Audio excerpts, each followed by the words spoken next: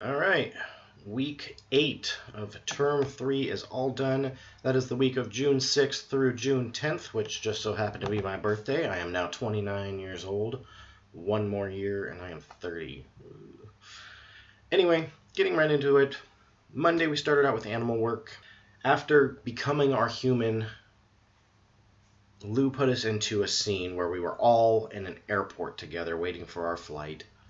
Now, because my animal is a smaller creature and not really, it eats like fish and stuff, but it's not really a meat eater. And then they're pack animals. So when they're in a pack, they are fearless. They have no predators, nothing bothers them. But when they're by themselves, they kind of just tense up and don't really do anything but lay there quietly when a predator comes along, or they'll swim away. That's about all they do.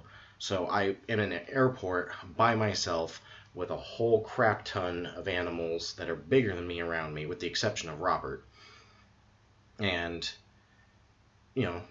my character is really childish. That's what an Asian small-clawed otter is. It's kind of a child. They play with things. They have short attention spans. They're very energetic and can move and jump.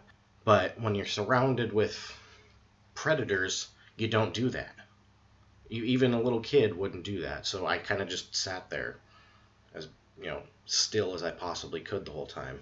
And then eventually, when I realized that people weren't going to hurt me, the animals weren't going to hurt me, I kind of moved around and started to play. But then things would kind of attack me when I came by them, so then I went and sat down again. So I feel like that was very appropriate for the animal. I don't know what Lou would think of that, but we'll find out. I think I'm ready, because I feel like I know this animal really well. Moving out of that class, we went in contextual studies. I didn't present yet. Doing that this coming up week for our assessments. We're getting assessed on the animal work, and I'm getting assessed on the contextual study presentation this coming up week on Monday. Mine is on Sir Noel Coward, who is now my new favorite author. I've been reading a lot of his stuff lately, and I've read up on his life and some of the things that he's done and said, and I'm absolutely in love with that man. Holy crap, he's amazing. So I can't wait to present him on Monday. In Keith's class, we did mask work, and the mask that I chose was very diva-ish, looked kind of snippy and like I'm better than all of you. And then Aubrey chose clothing to put on the character, and she went with a very similar theme. A little boa and things wrapped around my wrists and hands and stuff, and then we came out and Keith told us, gave us a scenario and would tell us, kind of direct us a little bit. And we're not allowed to talk, and we have this mask on, so we can't really facially emote, so we're doing everything with our body. But it was absolutely hilarious. I had the audience of 4 people just rolling with laughter, because at one point he's like, there's a love story going on in your group.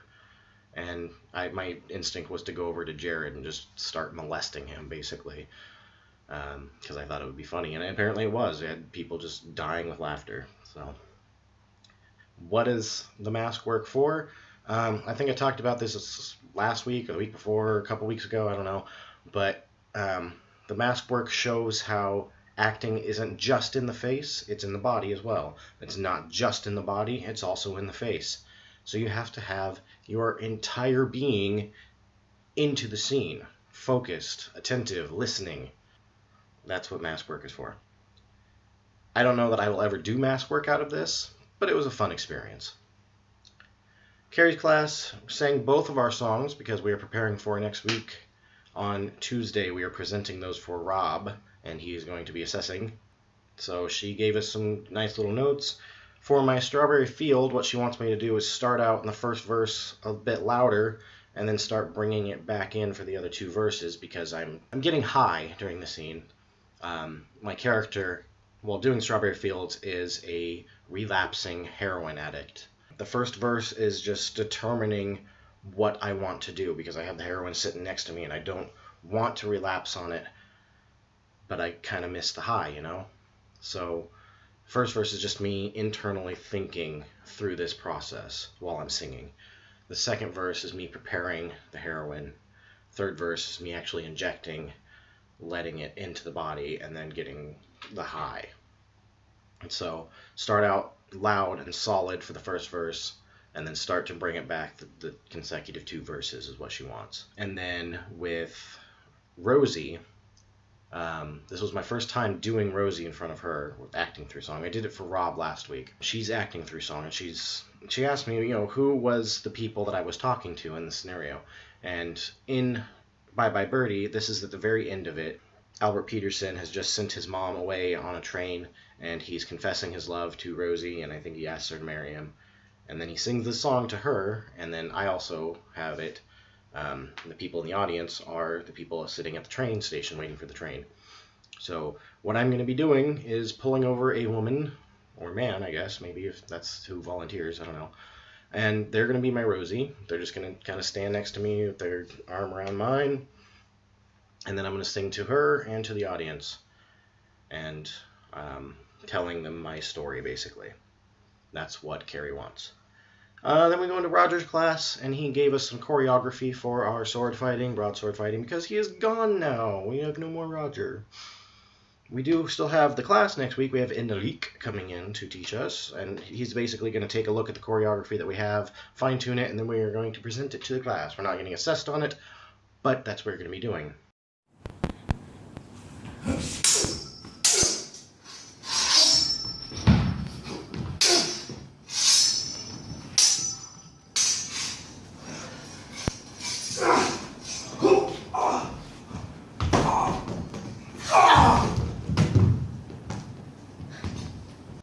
Pretty cool stuff.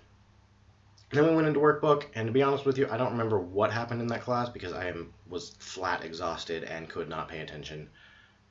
But I think some other people got some good conversations out of it, and I'm always glad that happens, It's not all about me. It's not. So, yeah. Anyway, moving on. Tuesday. Lou's class on Tuesday was the best Tuesday I've ever had in her class. We did old age work for our characters in the Vale. And what she had us do is she walked us up into the corridor after we had become our character. First she laid us down on the ground and slowly talked us into becoming the character, and then we walked around the room in the character, and we sat down in the character, etc., etc., etc. And then she moved us upstairs into the corridor, and this corridor was to represent time. So on one end, you're born, the other end is death. And then you have to find where your character fits on the timeline. And then seeing everybody in this timeline and where you fit in it kind of gives you a perspective on things. For example, my character ends up marrying Claire at the end of the play. I look down the corridor, and Claire is halfway down it. She's so far away from me. Kind of really gives you a perspective on who Fingal is, who Claire is, and how different they're going to be. I mean, we already knew that it was bad, but I didn't realize it was that bad. So that was some of the best work I've ever had in my life in that class, and I'm going to take that with me in the future for when I have a play like that. If I'm ever directing, I'm going to do something like that. The next thing I want to talk about is I'm going to skip over Francoise and skip over Colin, because it's the same thing that we've been doing for the past 4 or 5 weeks with Colin and for the past 3 terms with Francoise. Just typical voice work. We do the voice warm-up, and then we move on with our lives. That doesn't mean that I don't get anything important out of it every week. It is one of the most important classes that I take here.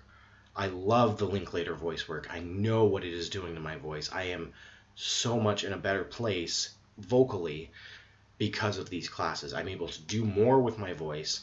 I have more range, better depth. I can scream at people without my voice getting tired. I can laugh properly now. All thanks to Linklater, stuff that I couldn't do in the past. So I'm very much going to be taking this with me. Colin, stick work, whatever, is boring. We'd never had all 8 people there at one time. About the most exciting thing that happened in that class is poor Emily slammed her stick on her toe and hurt herself pretty bad. Yeah. Going into Rob's class, I sang Strawberry Fields for him for the first time, doing the whole acting and everything. And his response was the exact same as Carrie's. I didn't realize that doing heroin to that song would work. And it's kind of a funny story. I didn't plan on doing that song. I wanted to do Happiness is a Warm Gun, which actually is about heroin use. But the book that I bought doesn't have the full song. So I did Strawberry Fields Forever instead, and it works. It works really well. And so he wants me to continue doing that song, and he gave me the same notes that I need to start out big and then bring it back down. Then we moved into Phillida's class, and I did my restoration monologue that I'm going to be performing in Simon's class for her. And she gave me a few RP notes and then told me that if I just did those, then it would be perfect. So my RP is getting much better, I think. She told me that if I did the few notes that she gave me, my RP would be perfect. And then on Wednesday, which is the next thing I'm going to be talking about, Alex told me in our presentation of our duologue that my RP was very believable. So that was awesome. I mean, I'm sure there's still things that I could work on. In fact, while I was going through the scene, I could feel myself say something with an ah sound or an a sound, and I meant to say ah, like off to, I said after, but he didn't catch it, but I did. And the fact that I caught it means that I still need to work on it. Moving into Wednesday, first class on Wednesday is dissertation work, and we had Simon this week, and he gave us narrative structure, which I think this is for our practical work, what the narrative structure is. So it talks about the abstract or summary of the story, the orientation, so who, what, when, where, why, how, the complicating action, so what is the difficulty, what's the reason for the story behind it, evaluation, the significance or the meaning behind everything, the resolution, and the coda. And the coda is a return to the present. So, for example, with mine, I'm going to be doing a Doctor Who piece. The abstract would be the Doctor is captured by... I'm just throwing this out there. I don't think this is actually going to be my story, but it might be. The Doctor is captured by the Daleks. They wipe his memory and then try and teach him to become a Dalek.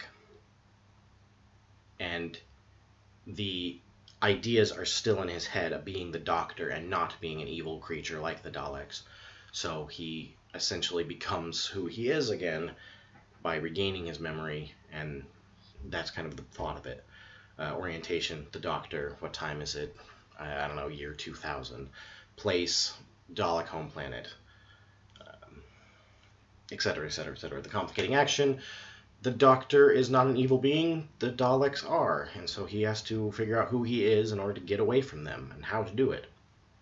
Evaluation, what is the significance or meaning behind this? Well, good versus evil. Resolution, how does he escape? You find out how he escapes, and then the coda, you return to the present, and that would just be the end-all be-all of the piece, I don't know why we needed to know that. I kind of already knew all of that. I mean, I wanted to tell a basic story. I don't know. I don't understand it. I'm not going to talk about it very long because I don't understand it. I already talked about Alex's class. He gave us some nice notes on the scene. The biggest thing that I came away from that time of doing it is every single line, every single word is important. And you need to be thinking on the word and actioning on the word as well. So even a simple phrase such as "I see" is important. There's things behind it that you need to bring out and present. And what I've also discovered recently is if you have to explain something that you think that you're doing, you're not doing it strong enough. If you never have to explain something, you're doing it right. I'm going to talk about all the workshops together in one great big lump sum, so I'm skipping into Thursday at this point. In Simon's class, we did both of our texts. I have one from Waste that I do, and then a restoration comedy that I do. Both of them, the only notes that he gave me was some RP stuff, and it's mostly the aw sound, so the profit and poverty. Those are the sounds that I needed to work on. When I would speed up and go through it too quickly, those sounds would come out wrong. It sounds like we're in a good enough place that as long as we do as good or better than we did last week, we'll at least pass. And that's all I can hope for in this. I just want to pass. I just want to end this program with the piece of paper that I came here to get. I don't care if it says distinction on it. I don't need 70s and 80s every time I do something. I'm not a perfectionist, as Jared likes to call himself. I don't believe in that. I don't believe in perfectionism. I don't believe that perfection exists. I don't believe that you need to be stressing the fudge out about things that you can't control. Do the best that you can. If you're not doing the best that you can, figure out what you need to do better. That's not perfectionism. That's just striving to be good. Everybody does that. And if you're not, then you're just being lazy. I don't know. Getting upset about nothing. Moving on. Workshops. Wednesday, Thursday, and Friday. Wednesday, we did all of Act 1. Thursday, we did all of Act 2. Friday, we kind of fine-tuned some things in the morning, and then did a whole run of the show off book for the first time. Oh, thank you God we did that. I've been wanting to do that for weeks. I've been off book for quite some time. I never called line once on Friday. So proud of myself for that. I think I missed a couple things here and there. You know, a couple words, maybe a sentence. That's about it. It's still a cohesive story. I was still able to push through and never needed to call line, and so I'm so happy that I did that. I am ready to put this show on. I mean, of course, there's things that still need work, but I am so ready to get into the space and start feeling how things work there, and what the lighting's going to be like, what our costumes, and I have to get eyeshadow for a black eye, the makeup's going to be like, all of these things, how the energies change and what happens in there. So I'm ready. I'm excited. And that comes 2 weeks from now. That's it. That is week 8. Thanks for watching. See you later.